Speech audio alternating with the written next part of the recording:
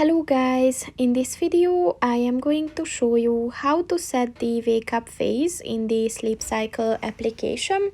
But first I just want to mention, don't forget to subscribe to my channel, because at 10,000 subscribers I am going to show you my whole YouTube revenue statistics and growth strategy, as well as how to make money online.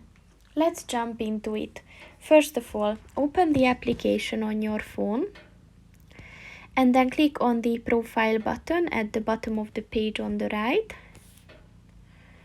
And then at the settings section, click on the wake up phase button. And as you can see, there's a little about section where you can find information on this specific function. So you can set your wake up phase to these 5 different times. So there's also a recommended one, so just click on the one that you want to use and it is set. So that's pretty much it for this video, guys. See you in the next one. Goodbye.